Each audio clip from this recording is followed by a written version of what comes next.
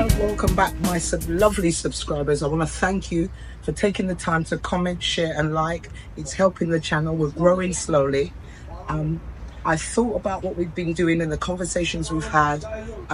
You've enjoyed the ones with the panel with the men, and I just wanted to bring back my sister girlfriends back to talk about something that's dear to my heart, which is, I think, close to all of our hearts, is our hair, our crown. And without our hair, with or without, we experience, it's a journey and it's part of our life. And that's the topic of conversation today. And I've got an array of people who want to share their experiences. They've taken the time to come here to be with me to explain. So I want to thank you both. This is Sister Ajipanji. And this is my lovely Tanny. Hello. Two of my favorite people. Hello. And Grace will be here shortly. But in the meantime, we want to discuss hair. Now, firstly, what I'd like to say is my experience growing up was a wash day. I remember I had a wash day. And Sundays, my brothers would be playing out 6 weeks holiday or school week. They'd be playing out and my name would get called. Come in, my playtime got cut short. Not traumatic, but I was like, they can play out and play run outs and whatever it is we were playing back then. And I had to come in and endure a hair wash. A hair wash day was Sunday. And I had a family member, a neighbor that used to cane roll my hair. She was very good at it. Used to have some very fantastic cane roll. We say cane roll in America, I believe you say corn rolls. For us Jamaican, in Jamaica, was it ever cane roll? Yeah. That's how I know it. Yeah, we know it to be cane roll. It. Americans say corn. Yeah. Now, the idea behind cane roll is that we have these lines, rows that are planted, and whether it was cane or corn, they were lines up straight. They were lined up straight. And there's a bigger history to that, whereby your cane roll was used as a road map. I don't know if anybody ever came across that. I'm talking to Gambians now. Did you know your cane roll was used as road maps in ancient times? Wow. Yes. So, before we go into the ancestors and what they used to do with hair, I want to talk about our experience. And mine was wash day on a Sunday. And on that Sunday, we didn't have dryers then. You guys got dryer with comb. We weren't using dryers back then. I think we just about had a colour TV. Showing my age now. I didn't even have that. Right. So that hair, my hair was in abundance when I was young, very thick. So it took some combing out. We didn't have these tools in which to straighten and thin out their hair. And detangle. There you go. All the conditioners. Because wonderful word. Yeah. But the detanglers that were available back then weren't for our hair. Oh. We were using products that were not for our suited type of hair. Yeah. Exactly. Yeah. It was more for European hair, and their wash days are very different and frequent. Anyhow, I would spend the rest of my Sundays watching boring Sunday programs. I think it was Songs of Praise. Oh gosh, I remember that. You remember that? Okay. And I'd have to sit through that while someone was going at this cane roll. Wow. So I remember also vividly asking my mum. My mum had beautiful hair, and she had a massive afro like this. I kid you not, it was like this.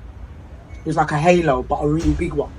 She had a fantastic picture up on the wall of her with a 70s afro. Now, her hair had gravity. It stayed up. Our hair doesn't go down, it goes up.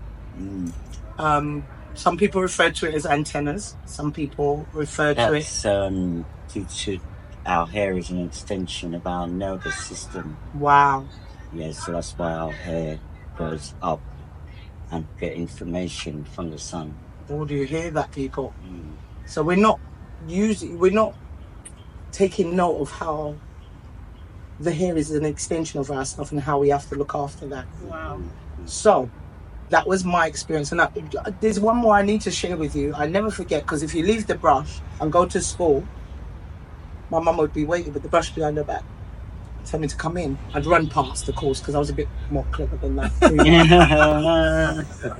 I remember when I got older, I wanted to have my hair out. I wanted an afro, like my mum. I wanted to be like big people. That was the in thing. Because there was disco then. And everyone had afro. Even Diana Summers had a beautiful head of hair. Shaka Khan, beautiful head of hair. Yeah. And I wanted to be like them.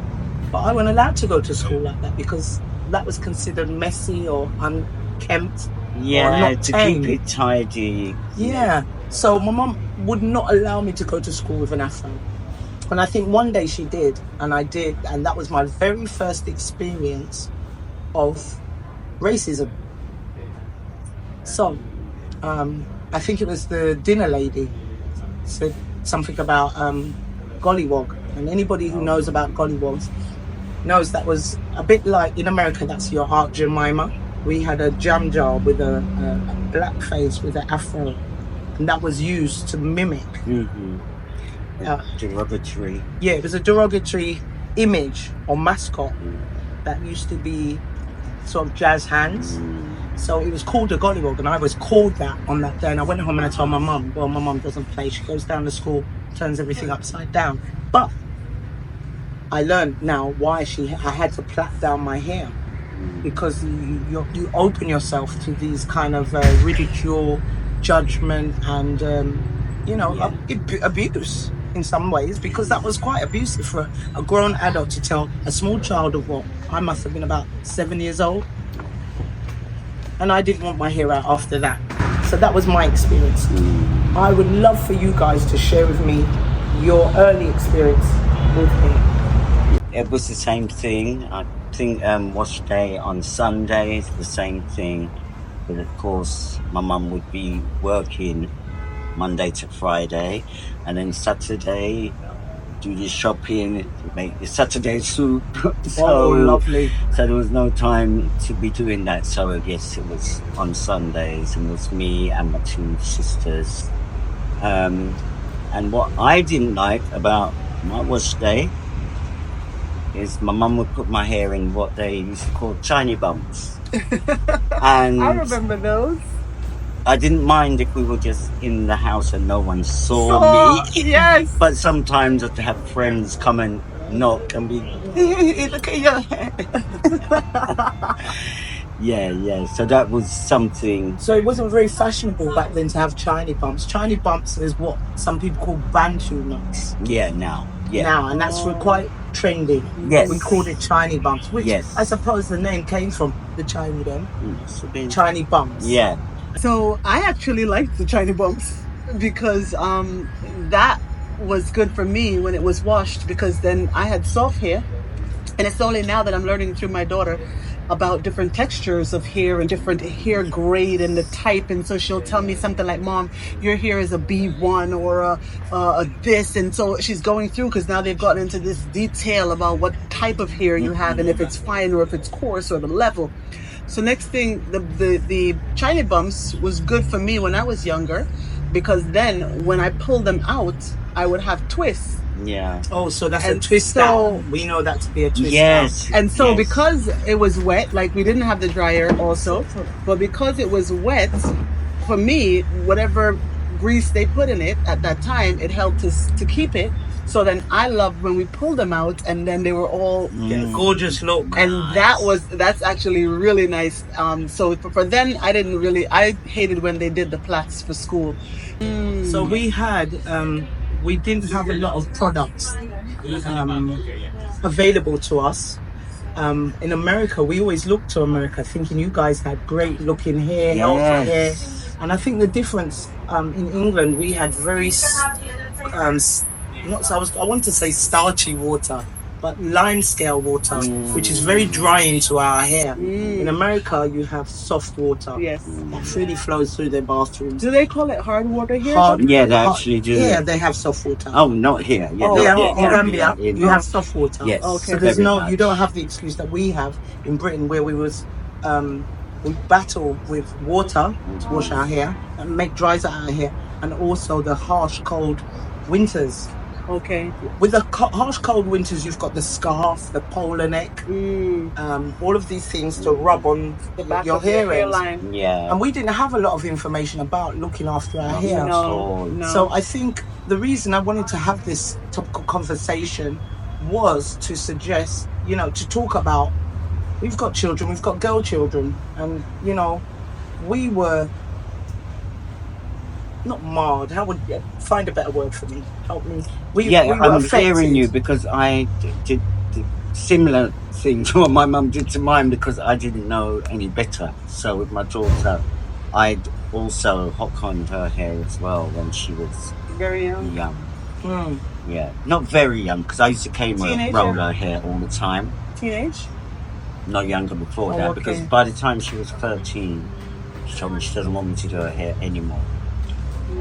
It was her Yeah. telling me I'm a big woman now, I can do my own hair. But it's funny, at 13, I had a Friday job and I worked in a hairdresser's and I used to braid hair. Wow. So I used to do my friends' hair. I mean, I'd run out on them, they'd come round, I'd do half and disappear. But then still come back tomorrow and I wouldn't be around. There's that experience. I learned to braid quite early and braid my own hair and cane row early. And I didn't get that from my mum because my mum can't cane row. I can. And from cane row, I went on to braiding extensions. So at 13, I was able to we were fully aware of extensions. What's to say? I thought that we started learning to do hair early for ourselves because we didn't like how our parents were combing our hair. Definitely. So we definitely didn't. We wanted to show that our own level of independence. That Mom, it's okay, I'll do it. Because whatever you were giving me in that moment, I would get made fun of at school. So do you guys remember your class photos? Yes. Oh, hey, how are you doing, Mama? You good? Your hair looks good. Do you know what probably delayed her hair? Because it takes ages to do our hair.